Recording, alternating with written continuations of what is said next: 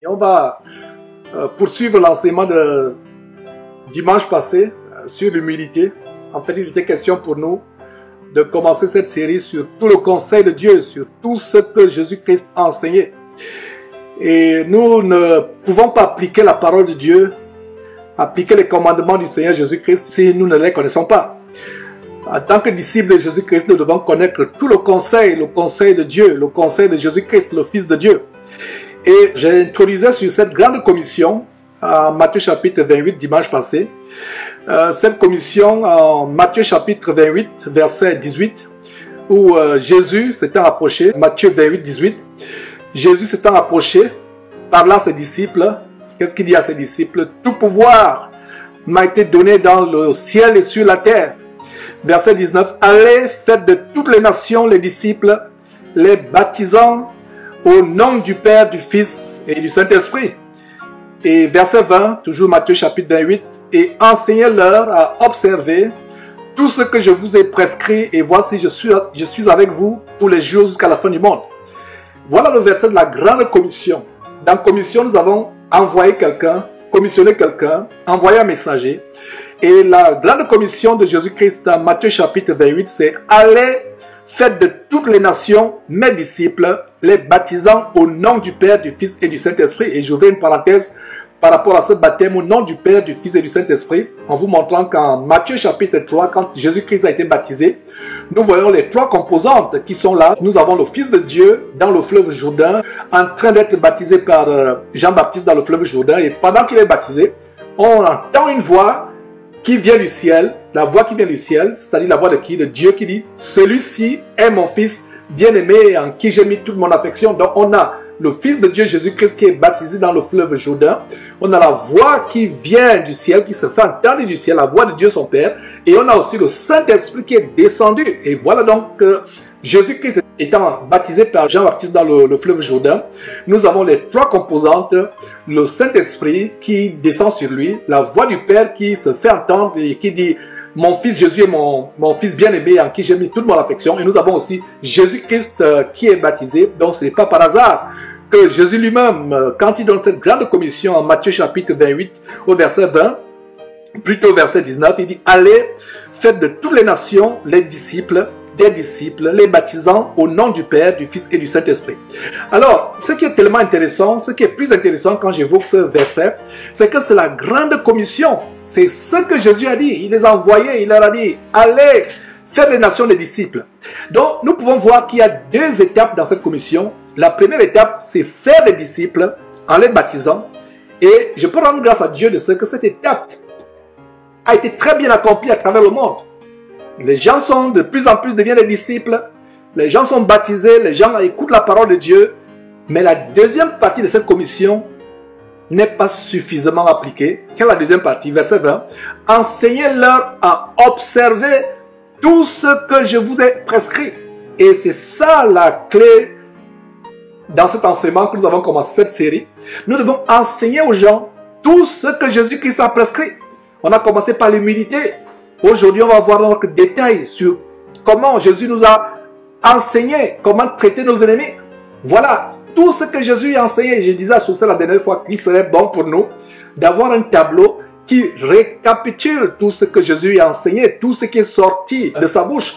Et d'ailleurs, il y a certains qui ont des Bibles où les paroles de Jésus sont en rouge. Et donc, si vous avez une telle Bible, ça vous facilite déjà le travail. Vous savez que votre Bible a les paroles de Jésus en rouge. Donc, c'est une très bonne chose. Alors, nous devons connaître tout le conseil de Dieu, tout le conseil de son Fils Jésus-Christ. Et en tant que chrétiens, si nous sommes chrétiens, nous devons connaître tous les commandements du Seigneur Jésus-Christ. Nous devons connaître toutes les paroles. Combien sont les chrétiens qui connaissent tout ce que Jésus a sorti de sa bouche? Et ça ne se limite pas à ce que Jésus a sorti. Ça continue. Parce que si on avait écrit tout ce que Jésus avait dit et accompli, toute la terre entière ne contiendrait pas cela. Alors, les épîtres sont l'extension de ce que Jésus n'a pas pu dire. J'ai été confronté à certaines femmes remplies d'un esprit de Jézabel, rebelles à la parole de Dieu, qui disent « Georges, je ne suis pas disciple de Paul, de Pierre, je suis disciple de Jésus. » Nous comprenons que ces femmes ou ces hommes, pas seulement les femmes, qui sont rebelles à la parole de Dieu, aux épîtres, ne connaissent pas la parole de Dieu. Parce que nous avons dans 2 Timothée, chapitre 3, verset 16, qui dit que toute écriture est inspirée de Dieu, utile pour enseigner, pour corriger, pour instruire dans la justice, afin que l'homme de Dieu soit accompli et propre à toute bonne œuvre. Donc, toute écriture de Genèse chapitre 1, verset 1, à Apocalypse chapitre 22, verset 21, toute écriture est inspirée. Alors, si quelqu'un, un chrétien, qui a du mal à supporter les paroles de l'apôtre Paul, alors, et qui dit que ça ne vient pas de Dieu, que c'est l'apôtre Paul qui a écrit de son propre chef, qu'il examine encore très bien l'écriture, parce que l'apôtre Paul dit clairement dans une de ses épîtres,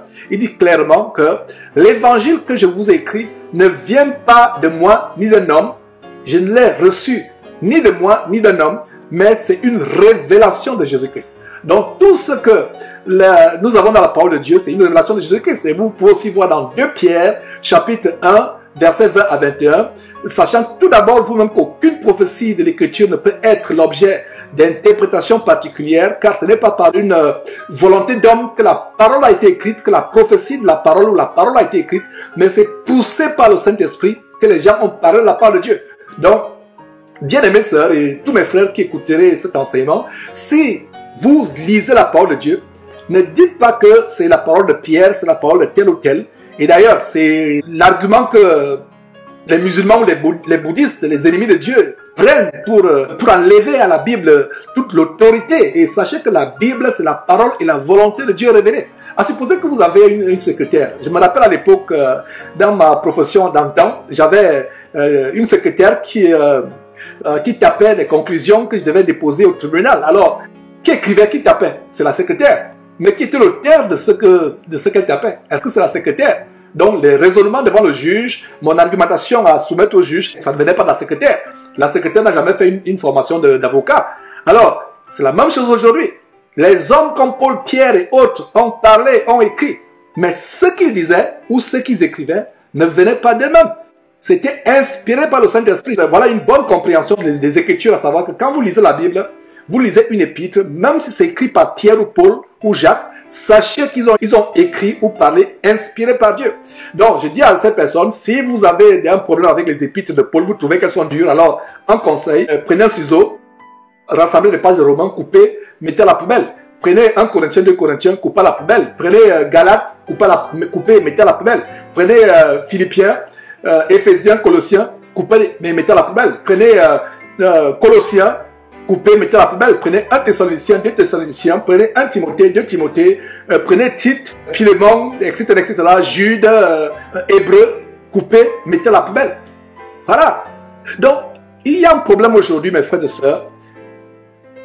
L'évangélisation véritable consiste non seulement à faire des nations les disciples, mais ça ne se limite pas là. La deuxième partie importante, nous devons leur enseigner à observer tout ce que Jésus-Christ a prescrit. Et voici, il dit, je suis avec vous jusqu'à la fin du monde. Et nous avons aussi dans Marc chapitre 16, et on voit au verset 14, et Marc chapitre 16, verset 14, on voit comment au verset 14, Jésus, après sa résurrection, il a paru aux 11. Pourquoi 11? Ils étaient au départ 12, mais il y a un qui a vendu Jésus, qui l'a trahi. Comment il s'appelait? Il s'appelait Judas. Il a vendu Jésus pour 30 pièces de sous. Alors, 12 apôtres au départ, moins Judas, ça fait 11. Donc, Marc 16, 14, Marc chapitre 16, verset 14. Enfin, Jésus, il leur a paru pendant qu'ils étaient à table et il leur reprocha leur incrédulité et la dureté de leur cœur parce qu'ils n'avaient pas cru ce qu'il avait vu ressusciter. Il y a des personnes à qui Jésus a dit, allez annoncer à mes disciples que je suis ressuscité. Il y a des personnes qui n'ont pas cru. Et nous devenons chrétiens parce que nous croyons en Jésus-Christ.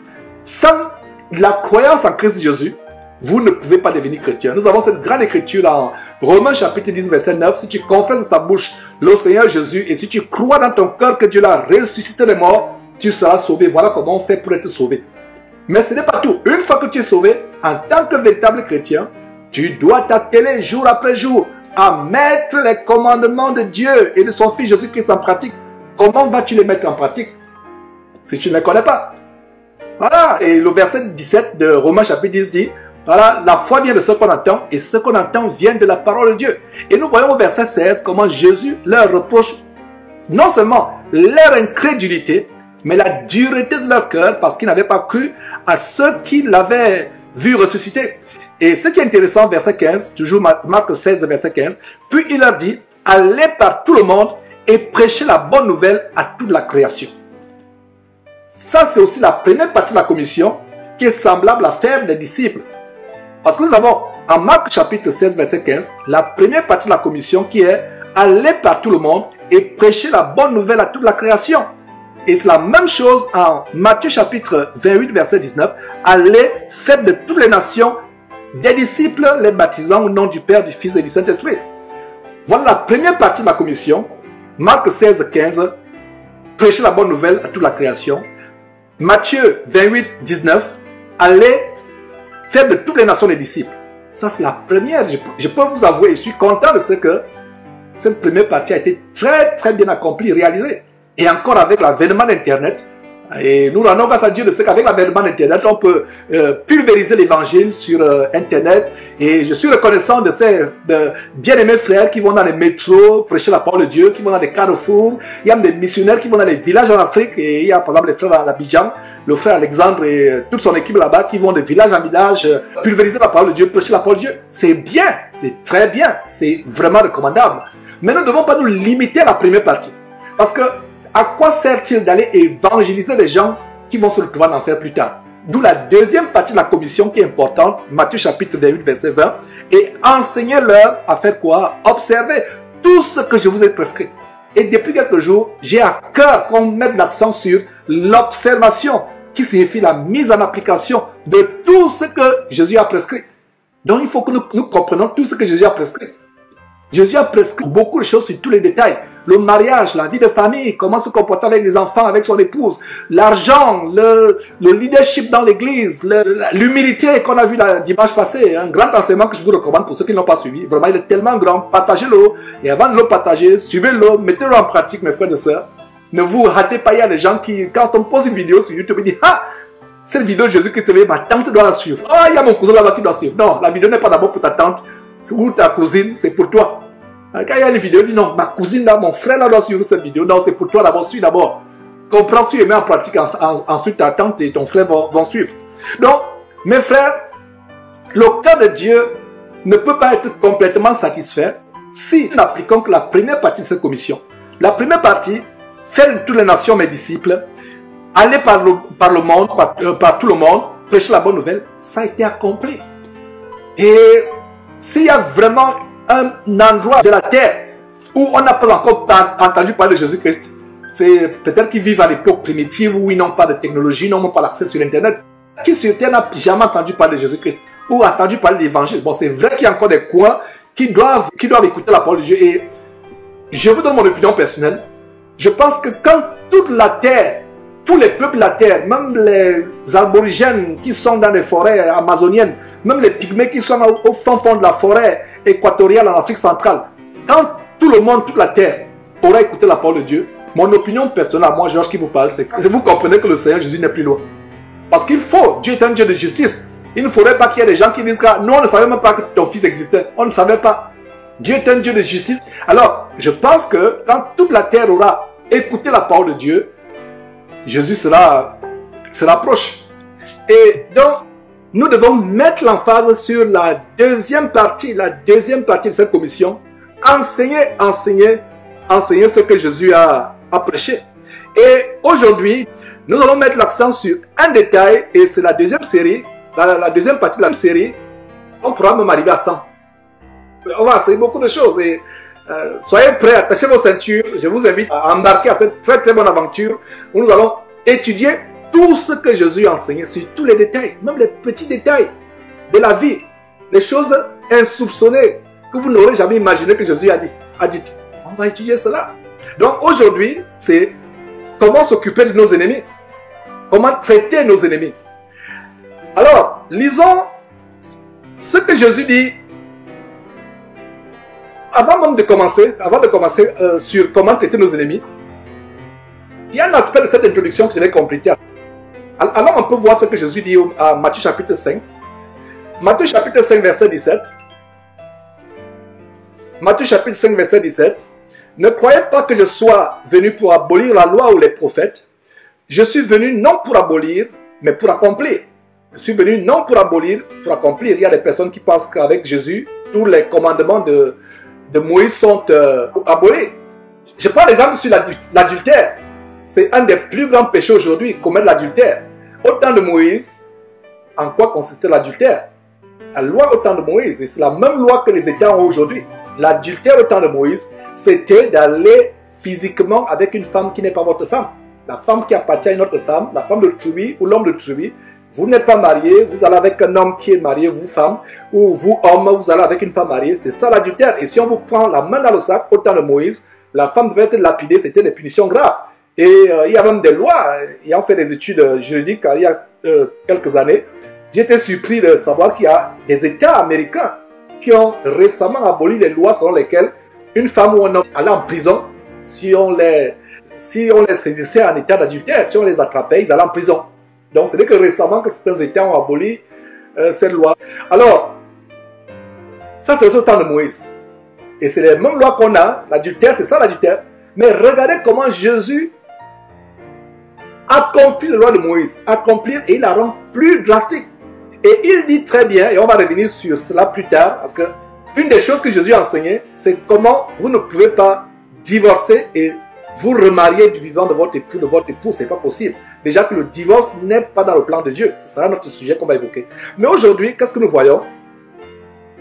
Jésus, c'est un exemple que je vous prends. Comment Jésus est venu renforcer la loi de Moïse sur l'adultère. L'adultère aujourd'hui, qu'est-ce que Jésus dit par rapport à l'adultère? Si un homme regarde une femme pour la convoiter dans son cœur, regardez seulement, qu'elle soit dans la rue, qu'elle soit par internet, qu'elle soit par YouTube, et la convoite dans le cœur, il a déjà commis l'adultère dans son cœur. Je suis parti faire des courses il y a peu de temps, et cette femme, visiblement j'ai discerné qu'elle avait un esprit de serpent qui a voulu me séduire. Et j'ai discerné que non, ça c'est un esprit de serpent. Et voilà comment j'ai échappé à cette séduction, parce que j'ai discerné. Et une personne, vous pouvez voir des personnes tellement gentilles, etc., qui vous abordent dans la rue. Et si vous n'avez pas le discernement, vous pouvez être séduit et succomber. Et je disais aux sœurs, vous ne savez pas le mal que vous faites aux hommes par la manière par laquelle vous vous habillez. Vous faites du mal. Donc Jésus disait, si quelqu'un regarde une femme pour la convoiter dans le cœur, imaginez-vous que on vous tient au tribunal parce que vous avez regardé une femme pour la convoiter dans le cœur. Même le juge va dire, mais monsieur, vous êtes fou, sortez de ma cour avant que je vous jette en prison, vous qui venez vous plaindre. J'ai surpris mon voisin en train de regarder une femme dans la rue. Mais selon Jésus, c'est un péché grave. Vous voyez comment c'est plus poussé. Donc, que voyons-nous donc en Matthieu chapitre 5? Ne croyez pas que je sois venu pour abolir la loi ou les prophètes. Je suis venu non pour abolir, mais pour accomplir. Verset 18.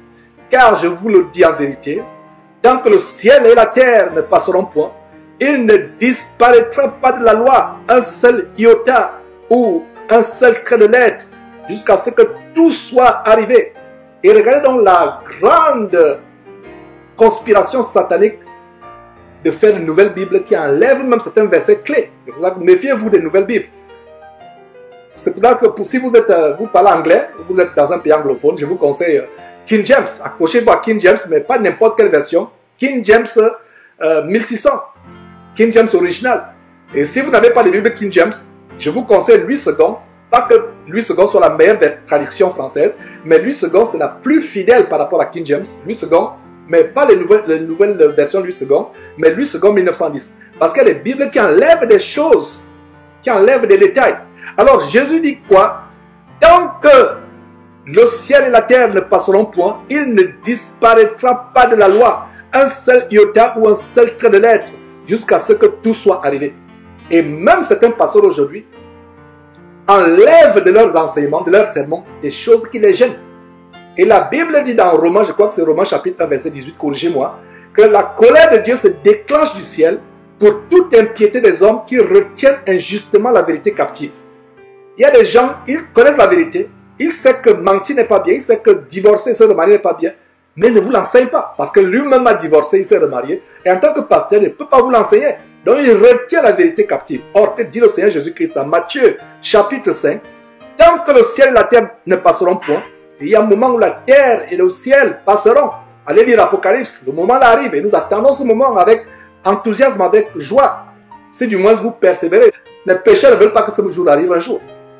Mais pour nous qui attendons patiemment, nous qui nous conservons dans la pureté, qui faisons un effort de plaire à Dieu malgré les tentations, malgré vraiment les choses auxquelles nous pouvons être exposés, c'est un grand jour. Alors, tant que le ciel et la terre ne passeront point, il ne disparaîtra pas de la loi ou la parole de Dieu, un seul iota ou un seul trait de lettre, jusqu'à ce que tout soit arrivé. Nous sommes toujours dans Matthieu chapitre 5. Verset 19. Celui donc qui supprimera l'un de ses plus petits commandements et qui enseignera aux hommes de faire de même, sera appelé le plus petit dans le royaume de Dieu. Le plus petit dans le royaume de Dieu. Mais celui qui les observera et qui enseignera à les observer, lui-là sera appelé grand dans le royaume de Dieu. Donc, non seulement nous devons observer, souligner un bon détail, un très grand détail, en Matthieu chapitre 5, verset 19, celui qui les observera. Il ne s'agit pas d'enseigner ce que toi-même tu ne peux pas observer. Tu enseignes qu'il ne faut pas voler, toi-même tu voles. Tu enseignes qu'il ne faut pas faire la fraude ou mentir, toi-même tu fais la fraude ou tu mens. Tu enseignes qu'il ne faut pas avoir le sexe avant le mariage, toi-même tu as le sexe avant le mariage.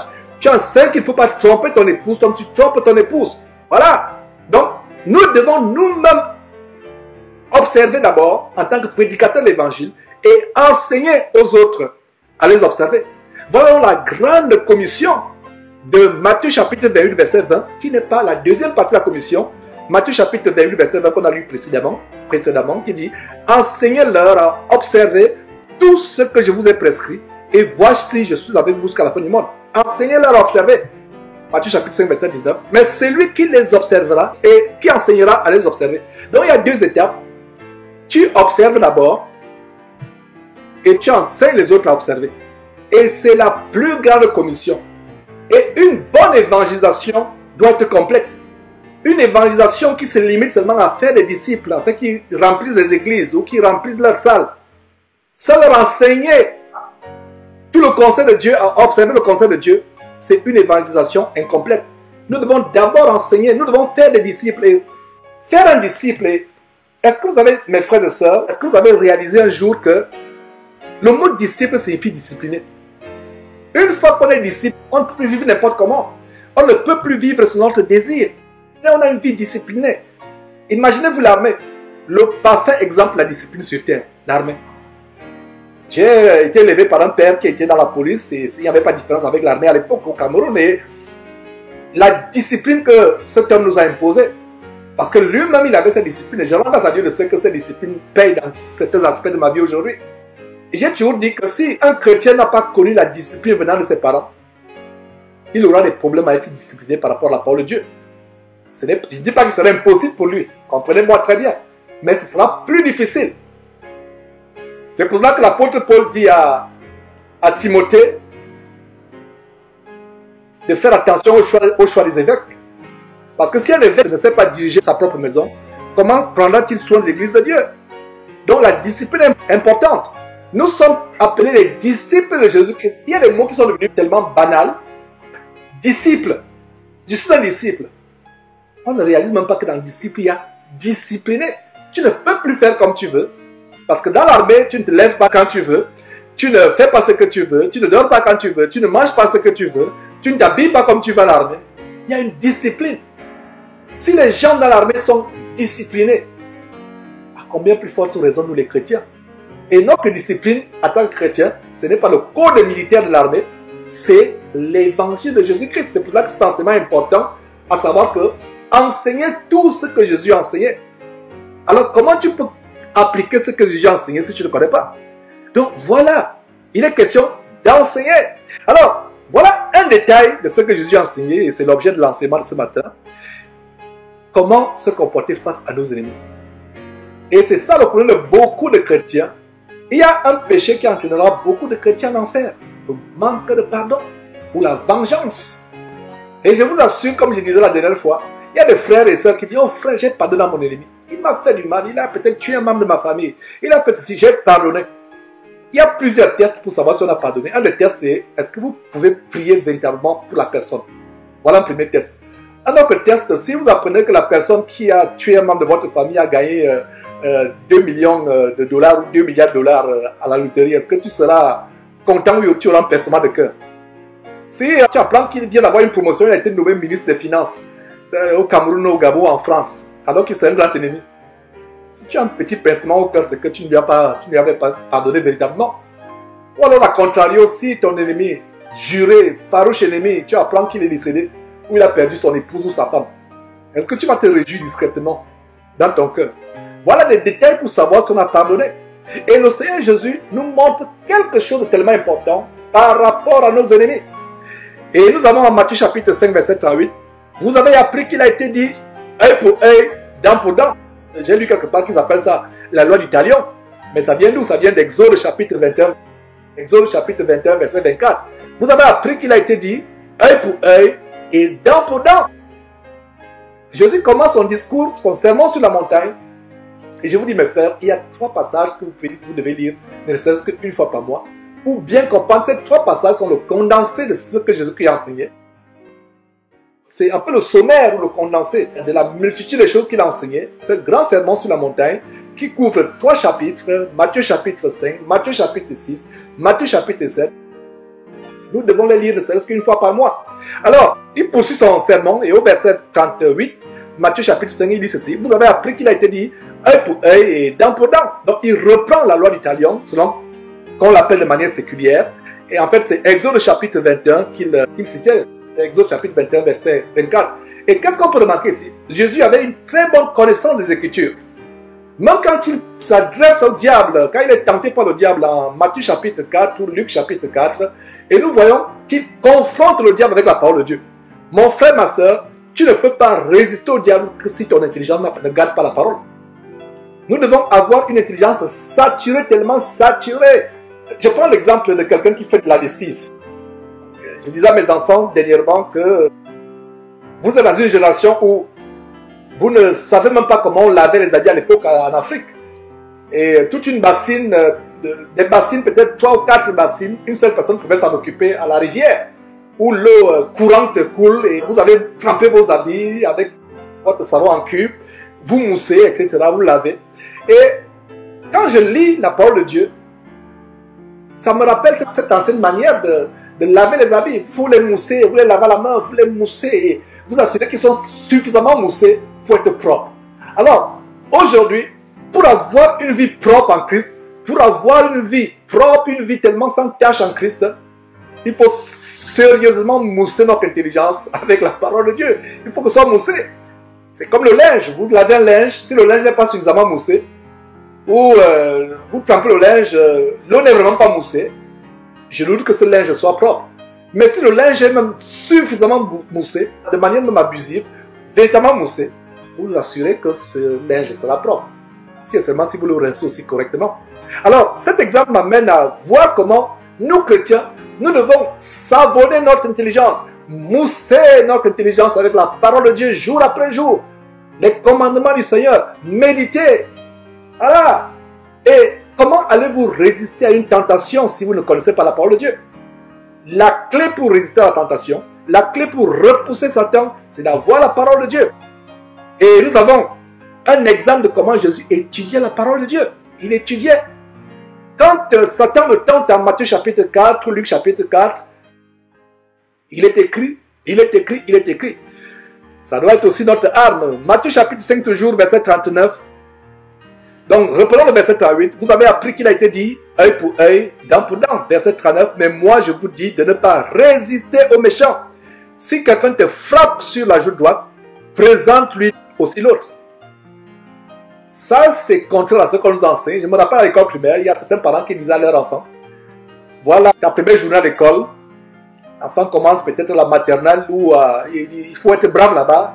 Quelqu'un te tape, tu rends. Quelqu'un t'insulte, tu sois brave, ne sois pas timide. Voilà comment le monde nous a élevés. Et c'est pour là que dans Romains chapitre 12, verset 2, nous devons être transformés par le renouvellement de notre intelligence. Nous ne devons pas être conditionnés par le monde, parce que le monde nous a conditionnés, le monde nous a façonnés à être réactifs. Tu as un collègue qui te provoque, tu réagis. Tu as un voisin du quartier qui te provoque, tu réagis. Même dans le cadre des époux, épouses chrétiens. C'est désolant de savoir qu'il y a des couples chrétiens qui bagarrent encore. Quand il dit bagarrer, littéralement parlant, pas au sens figuré. Ils se boxent, ils se donnent les coups de poing. Les casseroles volent. Les uppercuts volent de la part du mari. La femme ne pouvant pas se défendre, lance aussi les casseroles, les bouteilles, etc. C'est désolant. Nous devons avoir le standard au point, mes frères et sœurs. Même si quelqu'un nous fait du mal, nous supportons.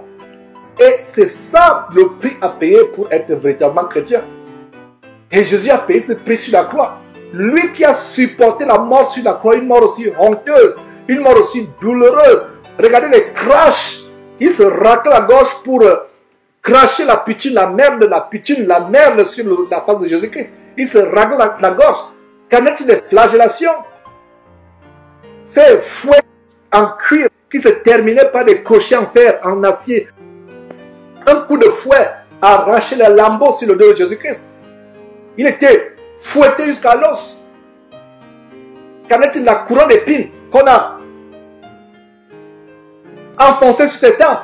Imaginez-vous des épines perçant ses tempes. Quelle mort douloureuse il a souffert pour vous et moi. Alors pourquoi ne pouvons-nous pas aussi porter la croix? Quand la Bible dit, les chrétiens doivent porter la croix. Voilà un exemple de la croix qu'on doit porter. Verset 39. Mais moi, regardez le mais.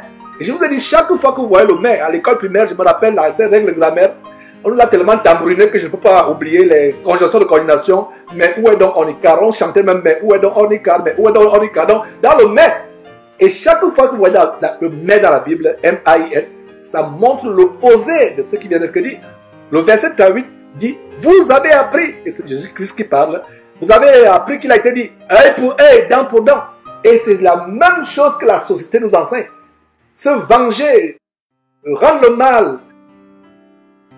Vous êtes dans une entreprise, on ne vous dit pas bonjour tous les jours, vous dites bonjour. Ouais, personne vous dit bonjour à la personne ne répond pas. Dites bonjour à la personne tous les jours qu'elle ne répond pas. Ne dites pas que, oh, comme la personne n'a pas dit bonjour, moi aussi je passe, je ne vais pas aussi dire, non, tu dois dire bonjour tous les jours. Le monde nous a appris, nous a conditionnés à agir, à faire comme les autres font. Nous ne sommes pas les autres. Et c'est ça le prix à payer pour être chrétien. Verset 39. Mais moi, Jésus, contrairement à ce que vous avez appris dans la loi, contrairement à ce que vos familles vous ont enseigné, contrairement à ce que la société vous a inculqué, mais moi, Jésus, verset 39, Matthieu chapitre 5, verset 39, je vous dis de ne pas résister aux méchants. Si quelqu'un te frappe sur la joue droite, présente-lui aussi l'autre. Si quelqu'un veut plaider contre toi et prendre ta tunique, laisse-lui encore ton manteau. Regardez, quelqu'un prend ta veste et lui dit non, tu voulais pas ma veste. Attends, j'enlève ma chemise. Je te donne aussi ma chemise. Si quelqu'un veut plaider contre toi et prend ta tunique, laisse-lui quoi? Laisse-lui aussi ton manteau. Voilà le standard de ce que Jésus nous enseigne aujourd'hui. Voilà le standard. Verset 40. Verset 40. Si quelqu'un veut plaider avec toi et prendre ta tunique, laisse-lui encore ton manteau. Verset 41. Si quelqu'un te force de faire 1000, c'est-à-dire de courir, il te force de courir 1000 avec moi, 1 kilomètre avec moi, ajoute un autre kilomètre. C'est des exemples pour vous montrer à quel niveau d'humilité nous devons arriver. Et vous voyez donc, mes frères et sœurs, comment l'enseignement de dimanche passé sur l'humilité est complété par celui aujourd'hui. Vous ne pouvez pas résister aux méchants ou à votre ennemi. Vous ne pouvez, à un moment, maman va dire que vous êtes tellement bête, vous êtes fou, c'est ça le monde. On vous gifle, vous montre l'autre joue. Et le monde va dire que vous êtes timide, vous êtes peureux. Parce qu'aujourd'hui, le standard c'est que nous devons montrer au monde que nous sommes des caïds. Nous devons montrer au monde que nous sommes des personnes qui pouvons aussi ouvrir la bouche et répliquer et parler. Mais qu'est-ce que nous voyons ici? Si quelqu'un veut plaider contre toi et prendre ta tunique, laisse-lui encore quoi? Ton manteau. Non seulement la tunique, mais ajoute le manteau. Donc si quelqu'un te force à faire 1 kilomètre avec lui, fais-en 2 avec lui. Le verset 42 dit, donne à celui qui te demande et ne te détourne pas de celui qui va emprunter de toi. Ah, ça c'est un verset qu'on a du mal à appliquer. Ma soeur, j'ai des problèmes pour payer mon loyer. Est-ce que tu peux me prêter 1000 euros? Ah, tu as 4 000 euros dans ton compte, tu réfléchis, tu gardes la tête, tu dis, tu sais ma soeur, tu commences à... Et voilà, tu vas mentir. Non seulement tu refuses à prêter à la soeur, au frère qui est dans le besoin, ou même à un ami, même si c'est votre ennemi. Ça c'est le standard pour être chrétien. Donne à celui qui te demande. Donc mon frère, si quelqu'un t'a demandé un jour l'argent, tu n'as pas donné, repens-toi. Donne à celui qui te demande. Et ne te détourne pas de celui qui va emprunter. Donc il y a deux aspects ici. Demander et emprunter. C'est ça les chrétiens. Quelqu'un te demande si tu as de quoi donner, donne. Mais attention, la Bible dit qu'il ne s'agit pas de t'exposer à la détresse pour soulager les autres. Mais si tu arrives au point où tu es même prêt à te sacrifier toi-même pour l'autre, c'est encore meilleur. Pas mauvais. Au contraire, c'est le standard. Nous avons quelqu'un qui s'est sacrifié pour nous. Jésus-Christ. Et verset 43, vous avez appris qu'il a été dit, tu aimeras ton prochain et tu haïras ton ennemi. Je reprends, vous avez appris qu'il a été dit, verset 43, tu aimeras ton prochain et tu haïras ton ennemi. Voilà le standard de la société. Et c'est ce que la loi de Moïse a enseigné aussi. Verset 44, mais moi je vous dis, aimez vos ennemis. Aimez qui? Vos ennemis. Bénissez ceux qui vous maudissent. Bénissez ceux qui vous maudissent. Faites du bien à ceux qui vous haïssent et priez pour ceux qui vous maltraitent ou qui vous persécutent. Ma soeur, tu as beau avoir un mari qui te rend la vie minable, la vie misérable. La Bible dit, prie pour celui qui te persécute. Jeune homme, jeune soeur, tu as beau avoir un père qui te persécute. La Bible dit, prie pour ceux qui te maltraitent ou qui te persécutent. Mon frère, ma soeur, tu as l'impression que ton patron, c'est le... Ça dit que le diable en personne s'est incarné dans ton patron. La Bible dit quoi? Prie pour ceux qui te maltraitent. Tu as commencé le boulot à 5 h du matin. Tu es supposé partir à 17 h. Et il te dit, tu vas encore travailler 3 heures en plus. On a une urgence pour sortir à 20 h. Et à 20 h, tu lui dis, est-ce que je peux, est-ce qu'il y a autre chose à faire? Il dit, non, il y a encore 3 heures de temps. Jusqu'à 24 h. Et il te dit, je te veux à 5 h du matin encore. Et voilà. Il te donne des tâches difficiles. Il te donne la vie. Et il y a certaines personnes qui ont le malin plaisir d'abuser, de ruiner la vie des autres. Et je vais vous dire que nous sommes la cible de Satan. Ne soyez pas surpris que dans une entreprise, vous êtes le plus diplômé, le plus intelligent, le plus habile. Mais parce que vous êtes chrétien, c'est vous qui avez des blâmes. Vous n'avez pas une augmentation de salaire pendant 5 ans, 10 ans. Celui qui vient à peine 6 mois, il est promu dans l'augmentation de salaire. Ça, c'est le prix à payer dans ce monde. Ce monde n'est pas facile pour les chrétiens. Et plaise à Dieu, samedi prochain, il y a ce grand enseignement que j'avais dans le cœur il y a quelques mois, à savoir pourquoi Dieu permet que le méchant prospère et que le chrétien juste souffre. Vous allez comprendre. On va voir les détails. Apprenant l'exemple de Lazare, l'histoire de Lazare de Jésus, apprenant l'exemple de Job, on va voir de grandes choses. Et il a dit quoi? Faites du bien à ceux qui vous haïssent. Il y a un détail, une parenthèse qui va ouvrir sur les combats spirituels aujourd'hui, avec les ministères abominables. Il y a même un ministère abominable d'une certaine maman au Langui remplie de l'esprit d'Isabelle, qui a besoin d'être délivrée quelque part au Congo. Beaucoup de personnes la suivent pour leur propre ruine. Cette femme qui a besoin d'être, même ici aux États-Unis, on la suit. Et tous ces ministères de combat spirituel, où ils passent le temps à combattre, il y a même des gens qui disent venez avec des pierres, on va combattre, on va lutter, on va écraser nos ennemis. Que dit Éphésiens chapitre 6? Nous n'avons pas à lutter contre la chair et le sang. Et il y a cette tendance, cette doctrine de renvoi à l'envoyeur. Je renvoie à l'envoyeur. Un mal quand vous envoyez, vous dites je renvoie à celui qui m'a envoyé. Nous ne renvoyons pas à l'envoyeur physiquement. Alors, supposez que vous êtes dans une famille où même vos propres parents veulent ruiner votre vie dans la sorcellerie. Comprenez que ce n'est pas... Qui est derrière? Quel ennemi derrière? Si les parents ou les ennemis ou les voisins ou les cousins, frères qui veulent vous tuer dans la sorcellerie connaissaient Jésus-Christ véritablement, ils ne vous auraient pas tué. C'est parce qu'ils ont ouvert leur vie, leur corps, leur âme à Satan qui sont possédés par ces démons. Nous ne disons pas que voilà, comme ils m'ont envoyé un esprit d'échec, comment ils ont envoyé l'esprit de pauvreté, comment ils m'ont envoyé la maladie, je prends l'esprit d'échec, je prends l'esprit de pauvreté, je prends la maladie, je prends l'esprit de célibat et je renvoie celui qui m'a envoyé. Non, c'est contraire à ce que Jésus dit ici. Est-ce que vous comprenez? Je vous donne un secret. Si tu veux neutraliser ton ennemi qui te travaille la sorcellerie, prie pour lui. Lui-même, il y a des gens, il y a des témoins, quelqu'un t'appelle comme ça, il dit, cesse de prier pour moi. Oh, comment tu sais que je prie pour toi? Cesse de prier, je t'en supplie, ne prie pas pour moi, cesse de prier pour moi, je t'en supplie. Comment la personne a su que tu priais pour? La personne, un ennemi te supplie que ne prie pas. Mais toi, chrétien, si tu fais les prières boomerang, j'appelle ça les prières boomerang. Je ne sais pas si vous connaissez c'est un outil des Australiens.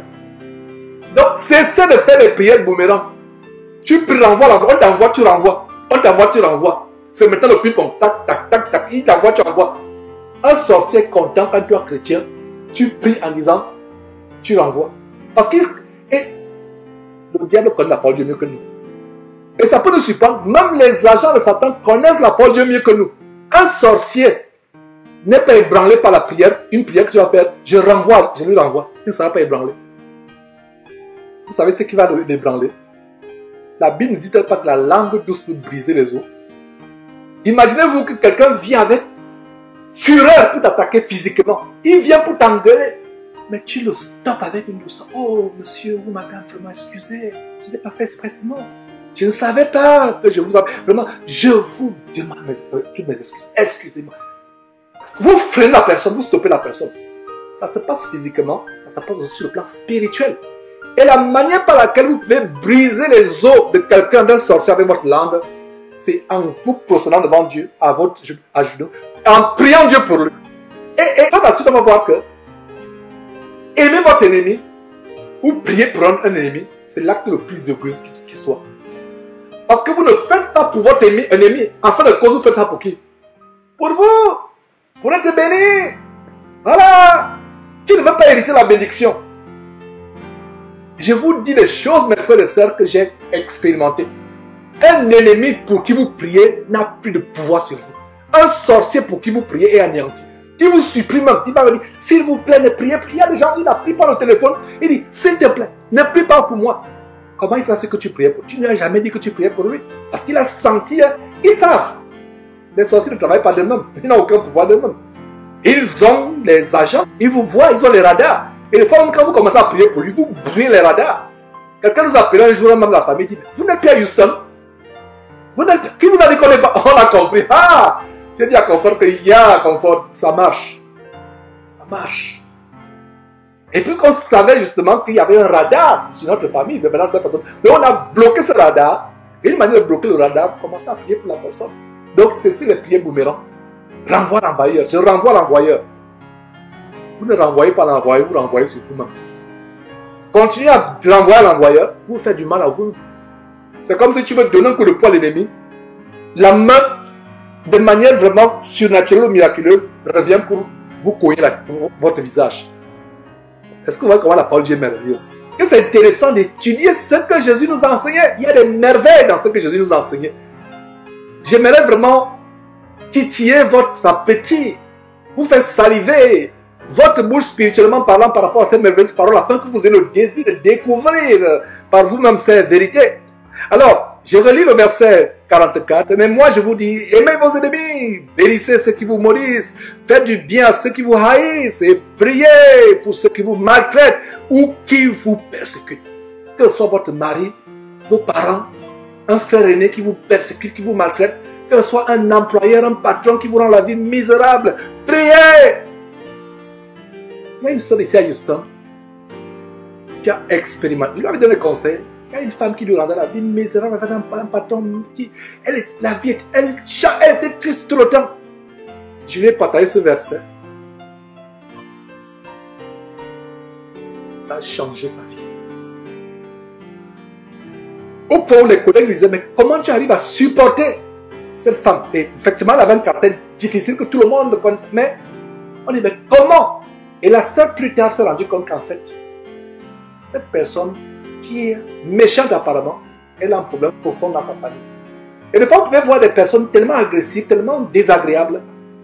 Et vous, chrétiens, c'est vous qui pouvez changer la personne par votre façon de vous comporter. La Bible ne dit-elle pas que nous sommes les épîtres vivantes? Vous, mes sœurs, qui voulez forcément ouvrir la bouche pour prêcher, alors que la Bible vous interdit de prêcher la parole, d'enseigner la parole de Dieu.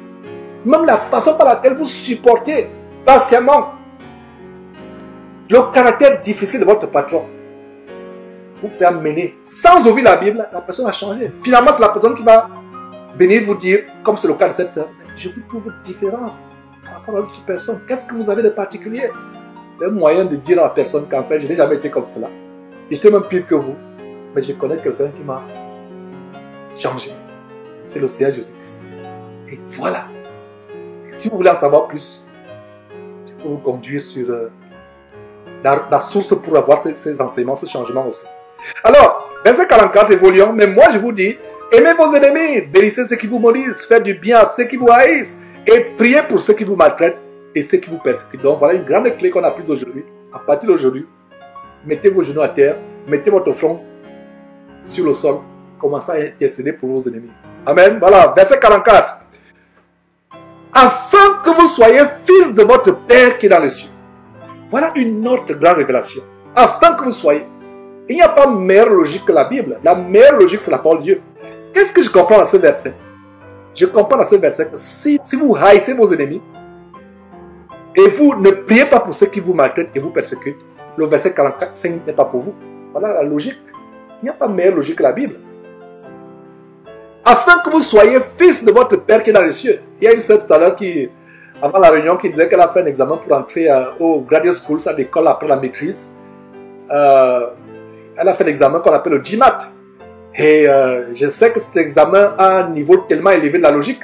C'est un examen, si vous n'êtes pas un bon logicien ou bien une bonne logicienne, vous aurez des problèmes avec cet examen. Et donc voilà un exemple de GMAT ici au verset 45, qui dit que afin que vous soyez fils de votre Père qui est dans les cieux. La déduction logique. Ça veut dire que si vous ne pardonnez pas à ceux qui font du mal, si vous les détestez, si vous ne priez pas pour ceux qui vous maltraitent ou qui vous persécutent, le verset 45, ça veut dire que vous ne serez pas fils ou fille de votre Père qui est dans les cieux. Est-ce que vous voyez une grande condition? Aujourd'hui, on dit seulement, donnez votre vie à Jésus, venez accepter Jésus. Il y a beaucoup de chrétiens aujourd'hui qui ne sont même pas fils de Dieu ou filles de Dieu, qui ne connaissent pas Dieu. Il y a des petits détails, voilà un petit détail qui peut vous disqualifier à être fils de Dieu. Il y a une condition ici, verset 45. Pour être fils ou fille de votre Père qui est dans les cieux, il faut faire quoi? Bénissez ceux qui vous maudissent, verset 44. Faites du bien à ceux qui vous haïssent, toujours verset 44. Et priez, toujours verset 44. Et priez pour ceux qui vous maltraitent et qui vous persécutent. Déduction logique. Verset 45, et c'est ainsi que vous serez fils ou fille de votre Père qui est dans les cieux. Voilà la parole de Dieu. Car il fait lever le soleil sur les méchants et sur les bons. Il fait pleuvoir sur les justes et sur les injustes. Donc il y a une grande promesse ici. Verset 46, si vous aimez ceux qui vous aiment, quelle récompense méritez-vous? Il n'y a pas de récompense. Les publicains, les gens de mauvaise vie, les gens du monde n'agissent pas de même. Verset 45, et si vous saluez seulement vos frères, que faites-vous d'extraordinaire? Les païens ou les pécheurs aussi n'agissent-ils pas de même? Verset 48. Soyez donc parfaits comme votre Père Céleste est parfait. Voilà le standard du chrétien aujourd'hui. Et Jésus le dit aussi en Luc chapitre 6. Et c'est la même chose, ce que Jésus dit ici en Matthieu chapitre 5. Il reprend cela en Luc. Donc Matthieu a repris cela. Luc aussi a repris cela. La Bible dit que le témoin de 2 personnes vaut mieux que le témoin de combien? D'une personne. Ça montre que c'était tellement important cet aspect que nous sommes en train de voir. Si 2 écrivains des évangiles, si 2 évangélistes, ceux qui ont écrit l'évangile, reprennent cette histoire, c'est qu'elle est tellement importante. Donc prenons le récit de Luc, Luc chapitre 6 verset 27. Mais je vous dis, Jésus parlant toujours, à vous qui m'écoutez, voilà, à vous qui m'écoutez, et vous qui écoutez l'enseignement que votre frère Georges donne aujourd'hui, vous qui m'écoutez, écoutez les paroles de Jésus-Christ. Luc chapitre 6 verset 27. Mais je vous dis, à vous qui m'écoutez, aimez vos ennemis, faites du bien à ceux qui vous haïssent, faites du bien à ceux qui vous haïssent, bénissez ceux qui vous maudissent, priez, la même chose, bénissez ceux qui vous maudissent, priez pour ceux qui vous maltraitent, verset 28, verset 29. Si quelqu'un te frappe sur une joue, présente-lui aussi l'autre. Si quelqu'un prend ton manteau, ne l'empêche pas de prendre encore ta tunique.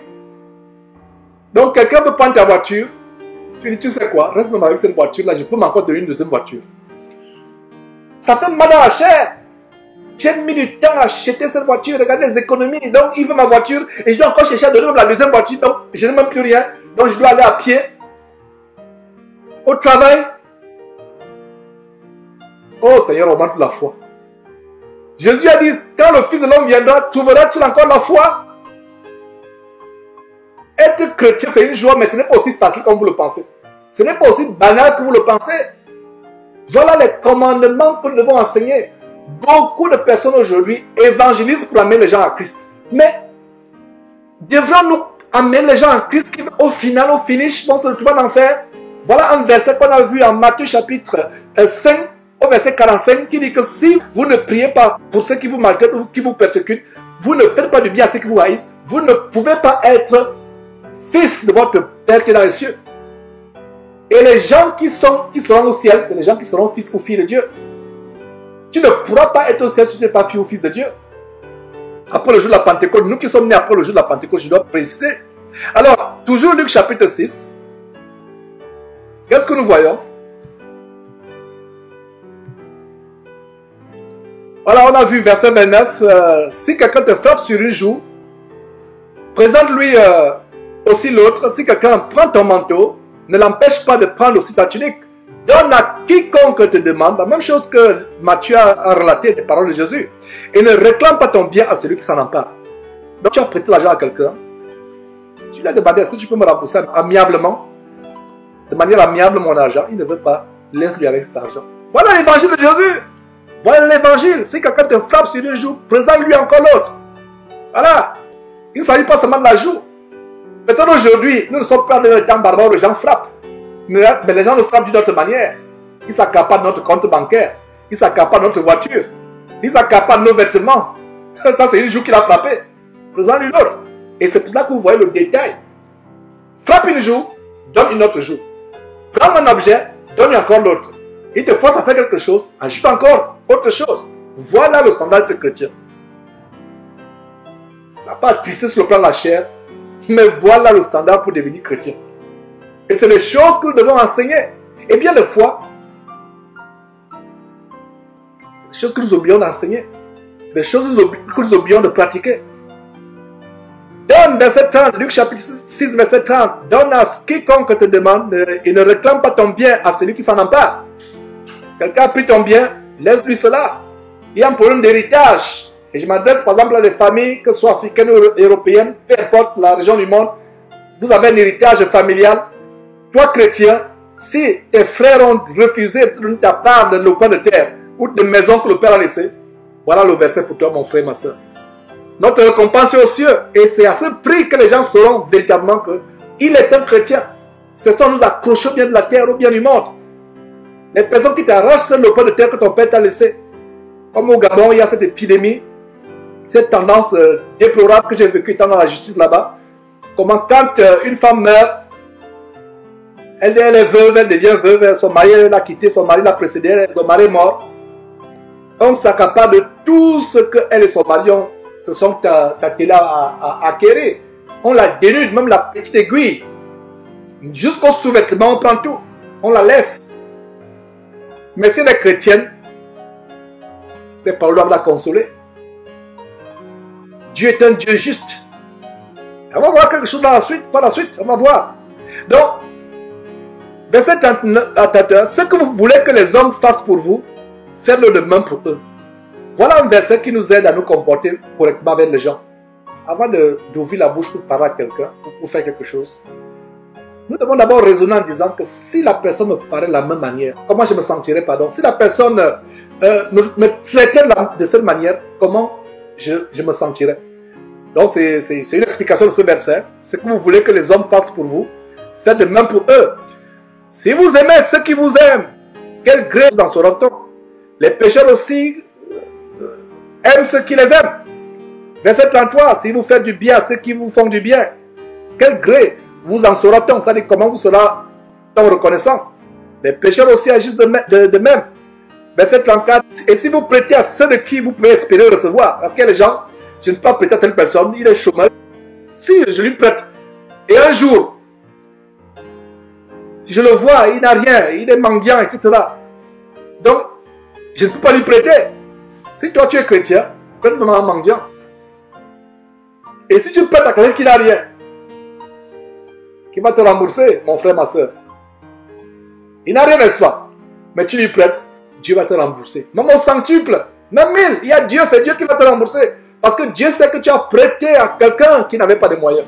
Dieu sait que tu as donné à manger, à boire à quelqu'un qui n'a pas de moyens. Et tu auras la récompense. Faire du bien, ou pardonner à nos ennemis, ou prier pour nos ennemis, ou faire du bien tout court au prochain, c'est des actes égoïstes. Parce qu'au final, c'est pour toi que tu fais. C'est pour toi. Alors, verset 34 à nouveau, et si vous prêtez à ceux de qui vous espérez recevoir, quel gré vous en sera-t-on? Les pécheurs aussi prêtent aux pécheurs afin de recevoir l'appareil. Verset 35, mais aimez vos ennemis, faites du bien et prêtez sans rien espérer, et votre récompense sera grande. Voilà ce dont je vous parlais. Votre récompense sera grande et vous serez fils du Très-Haut. Voilà. Donc ça veut dire que si tu fais le contraire de tout ce que Jésus est en train de dire ici, on a vu à Matthieu chapitre 5, et si on continue avec Luc chapitre 6, ça veut dire que tu n'auras pas de récompense et tu ne seras pas fils du Très-Haut, car il est bon pour les ingrats et pour les méchants. Verset 36, soyez donc miséricordieux comme votre Père est miséricordieux. Mes frères, nous voyons comment Jésus lui-même appliquait ces choses. Jésus a dit plus haut, dans la grande commission, je le dis encore dans la grande commission de tout à l'heure, de Matthieu chapitre 28, la deuxième partie de la grande commission qui n'est pas suffisamment mise en pratique aujourd'hui, à savoir que enseignez-leur à observer tout ce que je vous ai prescrit. Et Jésus dit en Matthieu chapitre 5 verset 19, celui qui observera et qui enseignera à observer. Qu'est-ce que nous voyons? Jésus est en train de nous enseigner cela, à observer. Voyons si lui-même a observé. Est-ce que vous comprenez? Jésus lui-même dit, il dit en Matthieu chapitre 5 verset 19, mais celui qui les observera et qui enseignera à les observer, celui-là sera appelé grand dans le royaume de Dieu. Est-ce que vous savez pourquoi Jésus a reçu un nom élevé au-dessus de tout nom? Parce qu'il a observé avec perfection tout ce que son Père lui a prescrit. Et je vous dis, mes frères et sœurs, c'est ma conviction, si un chrétien, celui parmi nous les chrétiens, qui va se rapprocher le plus du caractère de Jésus-Christ, c'est celui-là qui sera près de Jésus-Christ au ciel. Celui qui est le plus éloigné de ce que Jésus-Christ a fait se retrouvera en enfer. Ceux qui sont au milieu se retrouveront au ciel, mais seront très éloignés de Jésus au ciel. Rappelez-vous la mère des fils de Zébédée, Jacques et Jean. Jacques et Jean a demandé, Seigneur, fais que mes fils que voici, Jacques et Jean, soient l'un à ta droite, l'un à ta gauche. Jésus a dit, tu ne sais pas ce que tu demandes. Il n'y a que mon Père qui peut accorder. Mais Jésus leur a dit, celui à qui mon Père pourra l'accorder, c'est celui qui va être le plus petit des frères. Ça revient encore à l'enseignement dimanche passé sur l'humilité. Donc, Jésus dit bien en Matthieu chapitre 5 que celui qui observera et enseignera à observer, celui-là sera appelé grand dans le royaume des cieux. Donc nous voyons que Jésus lui-même a appliqué. Il a dit observez vous-même et enseignez à observer. Lui-même il a appliqué cela. Et pour savoir comment lui-même il a appliqué, allons dans 1 Pierre chapitre 2 à partir du verset 18. 1 Pierre chapitre 2 à partir du verset 18. Jésus ne pouvait pas enseigner ce qu'il n'appliquait pas lui-même. C'est déplorable aujourd'hui de voir des prédicateurs qui enseignent des choses qu'ils n'appliquent pas eux-mêmes. Va, fais ceci, fais cela, alors que lui-même n'applique pas. Il te dit, ne regarde pas ce que je fais, mais fais ce que je te dis. 1 Pierre chapitre 2 verset 18. L'apôtre Pierre, reprenant ce que Jésus a enseigné, dit, 1 Pierre chapitre 2 verset 18, serviteurs, soyez soumis à toute crainte à vos maîtres, non seulement à ceux qui sont bons et doux, mais aussi à ceux qui sont d'un caractère difficile. Et il y a une vidéo, une émission que nous avons faite, comment un chrétien peut prospérer dans un environnement de travail et survivre les pires pressions en milieu de travail. C'est une émission que je vous recommande. Et vous voyez, Jésus disait plus haut tout à l'heure que nous devons, même ceux qui sont d'un caractère difficile, nous devons les aimer. Même ceux qui nous maltraitent, nous persécutent. Voilà. Donc Pierre est en train de reprendre exactement ce que Jésus a dit en Matthieu chapitre 5, verset 44, à savoir que priez pour ceux qui vous maltraitent et qui vous persécutent. Donc, qu'est-ce que Pierre dit? Et vous voyez comment Pierre a été un fidèle disciple de Jésus-Christ, enseignant tout ce que Jésus a enseigné. Et la nouvelle série, c'est donner des enseignements sur tout ce que Jésus a enseigné. Nous-mêmes commençons à les appliquer nous-mêmes avant de les enseigner. Alors, 1 Pierre chapitre 2, verset 18. Serviteurs, soyez soumis en toute crainte à vos maîtres, non seulement à ceux qui sont bons et doux, mais aussi à ceux qui sont d'un caractère difficile. Verset 19. Car c'est une grâce de supporter des afflictions par motif de conscience envers Dieu quand on souffre injustement. Regardez comment ce verset 19 de 1 Pierre chapitre 2 est contraire à ce que le monde pense. C'est pour ça que les gens du monde pensent qu'en fait, les vrais chrétiens sont fous. Comment il est comme un morpion comme ça? Comment il est tellement timide? Comment il ne réagit pas? Comment? On vous traite de tous les noms. En effet, lisez le verset 19, car c'est une grâce. Pour les gens du monde, il ne faut pas comprendre. Mais comment tu souffres et tu dis que tu appelles ça une grâce? C'est une grâce que de supporter les afflictions par motif de conscience envers Dieu. Nous le faisons envers pour qui? Pour Dieu. Soulignez bien dans vos Bibles, par motif de conscience envers Dieu. Voilà ce que nous faisons. Si nous le faisons, ce n'est pas par nous-mêmes. Ce n'est pas pour paraître bien aux yeux de ton ennemi. Pour être bien vu, pour qu'on te jette des éloges.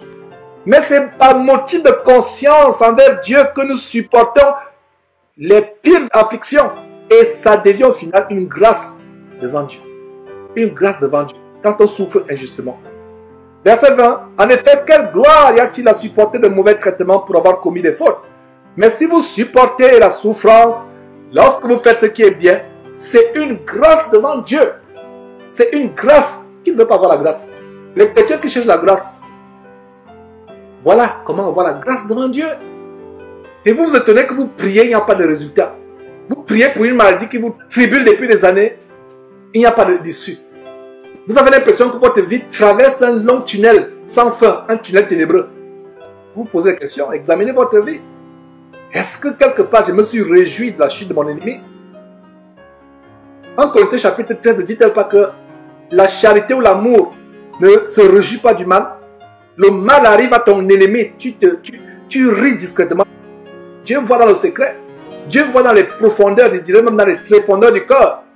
Alors, nous devons nous examiner devant Dieu. Est-ce que je me suis réjoui discrètement du malheur qui est arrivé à mon ennemi? Est-ce que je me suis fâché discrètement du bonheur qui est arrivé à mon ennemi? Voilà. Et quelle gloire y a-t-il à supporter de mauvais traitements pour avoir commis des fautes? Mais si vous supportez la souffrance, lorsque vous faites ce qui est bien, c'est une grâce devant Dieu. Verset 21. Et c'est à cela que vous avez été appelés, parce que Christ aussi a souffert pour vous, vous laissant un exemple, afin que vous suiviez ses traces. Lui qui n'a point commis de péché, et dans la bouche duquel il ne s'est point trouvé de faute. Le verset 23 est le verset pour lequel je vais démontrer que Jésus lui-même observait ce qu'il enseignait. Alors, Pierre nous révèle quelque chose d'intéressant, parce que Pierre est celui qui a marché avec Jésus-Christ physiquement. Verset 23, Pierre nous révèle un grand caractère de Jésus-Christ. Donc ce n'est pas étonnant que Jésus nous parle comme il a parlé à ce verset du chapitre 6 de Luc ou du chapitre 5 de Matthieu. Alors le verset 23 de 1 Pierre chapitre 2, lui, Jésus, le témoin de Pierre au sujet de Jésus. Donc verset 23, lui qui, c'est-à-dire Jésus, injurié, ne rendait point d'injure, maltraité, ne faisait point de menace, mais s'en remettait à celui qui juge justement. Voilà comment Pierre nous montre que ce que Jésus nous enseigne en Matthieu chapitre 5 et en Luc chapitre 6, comment nous comporter vis-à-vis de ses ennemis, vis-à-vis de nos ennemis, lui-même il a appliqué cela. Est-ce que vous comprenez à ce moment pourquoi c'est important en tant que prédicateur de l'évangile de ne pas seulement dire aux gens d'observer, nous-mêmes nous devons commencer par observer. Vous voyez un pasteur qui vit dans la débauche, dans l'adultère, dans la fornication, mais le dimanche, il se tient sur leur pupitre abominable pour commencer à vous sermonner. Mais c'est là où tu te rends compte que... Et vous qui êtes même là, vous ne sortez pas. Vous connaissez la vie du pasteur, mais il a le culot diabolique de venir vous sermonner sur la débauche sexuelle ou bien sur la chasteté. Lui-même, il n'est pas chaste. Sa femme n'est pas chaste. Mais il vient vous sermonner. Voilà. Mais ici, nous voyons comment Jésus lui-même, qui nous a dit comment nous comporter face à nos ennemis, lui-même, et on l'injuriait, il ne rendait point d'injure. on le maltraitait, il ne faisait pas de menace, mais s'en remettait à qui? À son Père Dieu qui est au ciel, qui juge justement.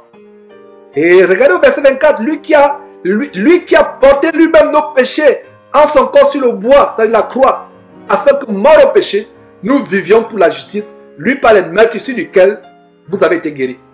Concluons cet enseignement, tout simplement en montrant comment Paul et Pierre ont enseigné exactement ce que Jésus enseignait. Ils ont bien compris, sur la base de Matthieu chapitre 5, que si ils observent eux-mêmes ce que Jésus enseignait et ils enseignent aux autres d'observer, ils auront une grande place dans le royaume de Dieu. C'est pour cela que Paul et Pierre, dans leurs épîtres, rappellent ce que Jésus a enseigné. Nous avons Paul écrivant aux Corinthiens, 1 Corinthiens chapitre 4, verset 12. Nous nous fatiguons à travailler de nos propres mains, injuriés, nous bénissons, persécutés, nous supportons. Voilà comment Paul, qui n'a pas marché avec Jésus-Christ physiquement, reprend ce que Jésus a dit et ce que Jésus-Christ a fait. Lui-même, c'est un témoignage de ce que Jésus a enseigné. Injurié, Paul ne répondait pas. Persécuté, il supportait. Allons dans Romains chapitre 12, toujours Paul, cette fois-ci ce n'est plus aux Corinthiens, mais aux Romains qu'il écrit. Romains chapitre 12,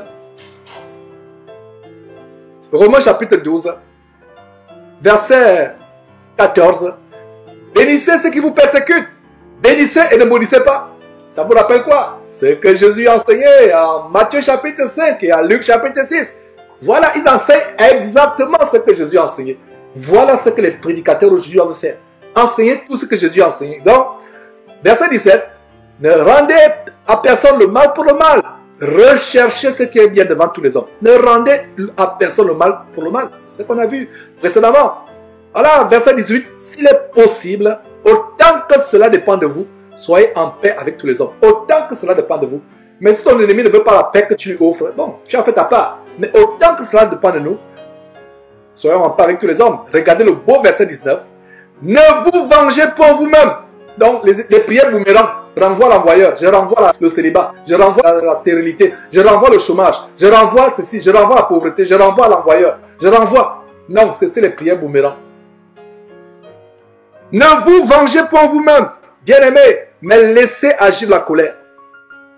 Car il est écrit, à moi la vengeance, à moi la rétribution, dit le Seigneur. Le temps du Seigneur est meilleur. La vengeance du Seigneur est même terrifiante. Verset 20, regardez le grand verset 20. Paul reprend, écrivant aux Romains, reprend exactement ce que son Seigneur et Maître Jésus lui a enseigné. Et c'est ce que nous devons faire aujourd'hui. Romains 12, 20. Mais si ton ennemi a faim, fais quoi? Ferme-lui la porte. Ça, non, si vous lisez ça, c'est que vous avez simplement une des deux Bibles homosexuelles. Mais la vraie Bible dit quoi? Mais si ton ennemi a faim, donne-lui à manger. S'il a soif, donne-lui à boire. Car en agissant ainsi, ce sont des charbons ardents que tu amasses sur sa tête. Et en lisant ce verset de Romains chapitre 12, verset 20, si ton ennemi a faim, donne-lui à manger. S'il a soif, donne-lui à boire. Car en agissant ainsi, ce sont les charbons ardents que tu amasseras sur sa tête. Nous constatons que Paul a cité textuellement Proverbe chapitre 25, verset 21 à 22. Donc, le roi Salomon avait déjà anticipé les enseignements de Jésus-Christ. Que c'est merveilleux. Romains 12, 20, combien de lire? C'est textuellement ce que le roi Salomon dit en Proverbe chapitre 25. Lisons Proverbe chapitre 25, verset 21 à 22. Si ton ennemi a faim, donne-lui du pain à manger. S'il a soif, donne-lui de l'eau à boire. Verset 22. Car ce sont des charbons ardents que tu amasses sur sa tête et l'Éternel te récompensera. Voilà, Proverbe de Salomon ajoute un détail que Paul n'a pas mentionné. Te récompensera. Et c'est la même récompense qu'on voit quand Jésus parle. La récompense au ciel. Nous avons la récompense au ciel. Jésus dit en Luc chapitre 6, verset 35 que notre récompense sera grande dans les cieux. Et non seulement notre récompense sera grande, nous aurons la certitude d'être fils ou filles de Dieu. Regardez comment la parole de Dieu s'accorde comme les mains du ciel. Et c'est merveilleux, mes frères et sœurs. Est-ce que vous saviez que l'apôtre Paul pouvait citer littéralement Proverbe?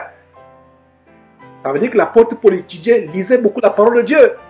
Et le verset 21 de Romains chapitre 12 de dire, ne te laisse pas vaincre par le mal, mais surmonte le mal par le bien. Voilà.